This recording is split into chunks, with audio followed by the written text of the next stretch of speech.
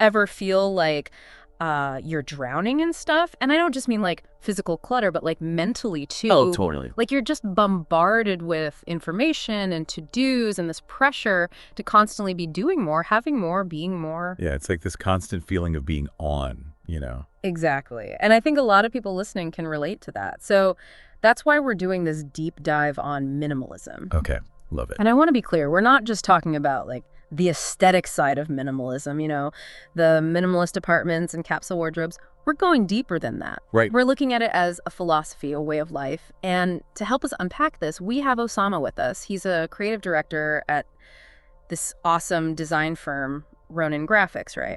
They do some really cool stuff. They do. And he has some super insightful thoughts about how the principles of minimalist design can actually help us design more fulfilling lives.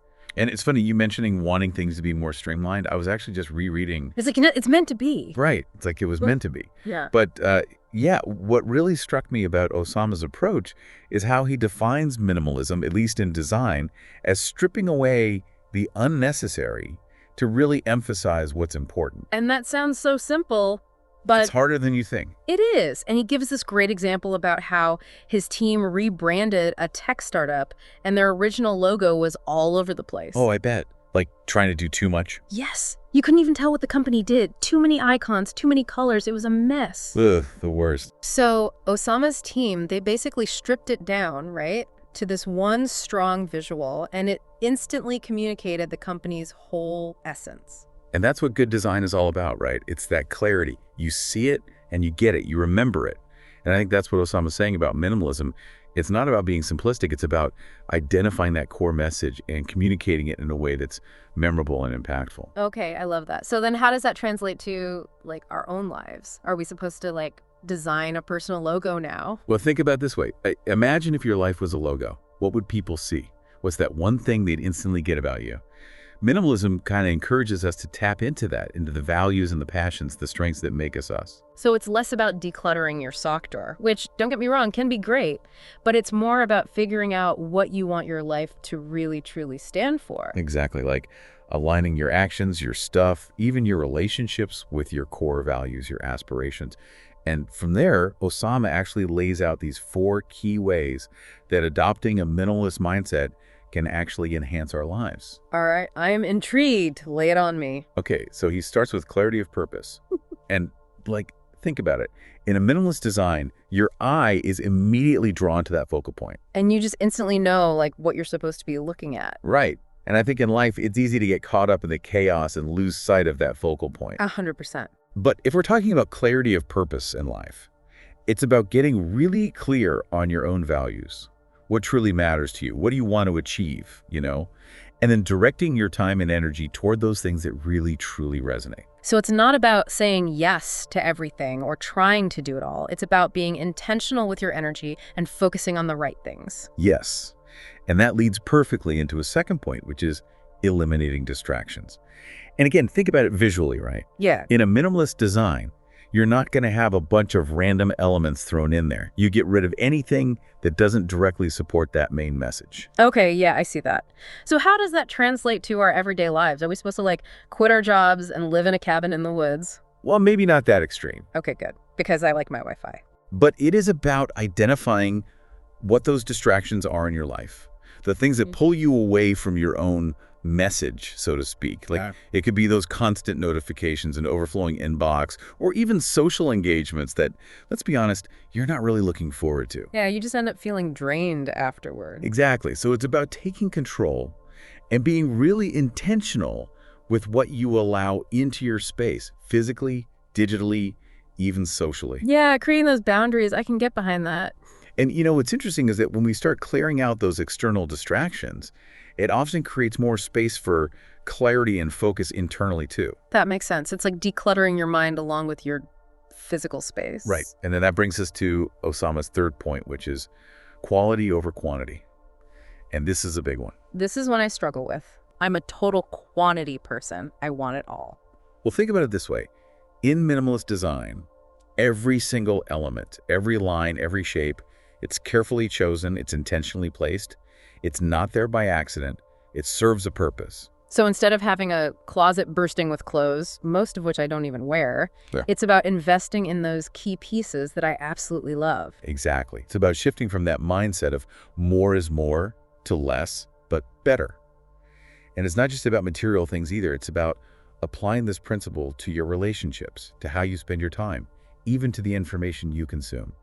It's about curating your life. This is really making me rethink some things. It's about being more intentional with our choices and making sure they're aligned with what we truly value. Absolutely. And that can be incredibly freeing. Hmm. Now, are you ready for his final point?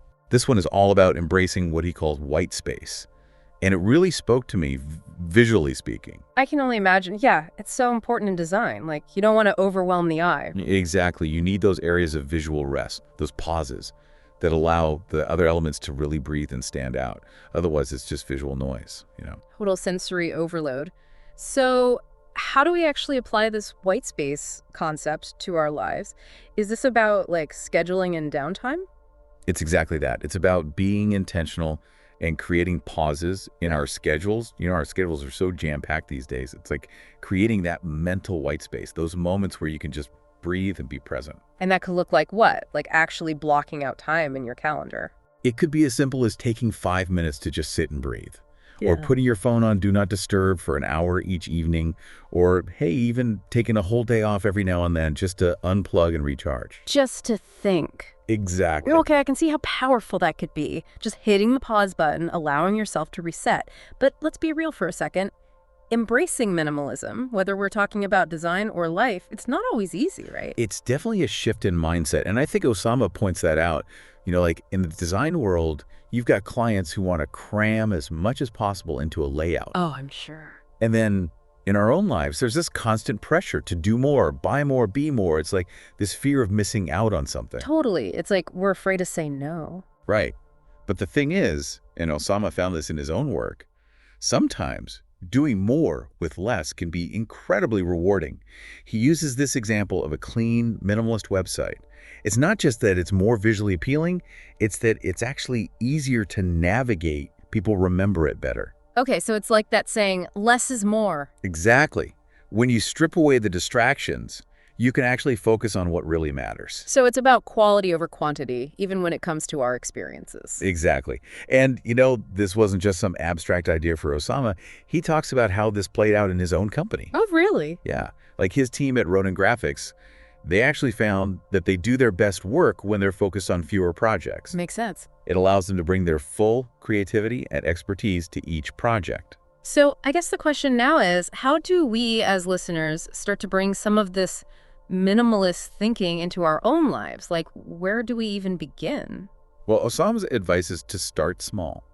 Like, don't try to overhaul your entire life overnight. Just pick one area that feels manageable. Maybe it's decluttering your desk. Oh, if only you could see my desk right now. I can only imagine.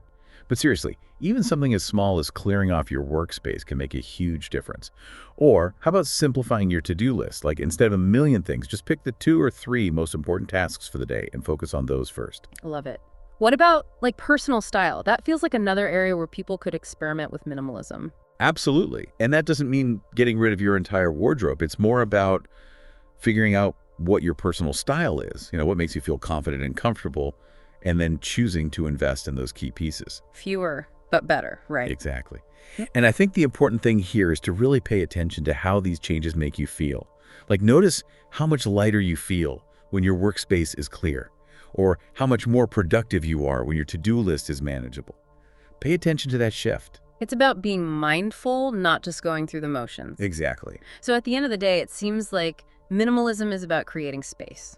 Space for the things that truly matter, whether that's in our homes, our minds, or our lives as a whole. It is. And you know what? I think Osama says it perfectly. He says that minimalism isn't about deprivation. It's about making room for what truly matters. And that's something we could all use a little more of, don't you think? It's about being intentional about how we design our lives.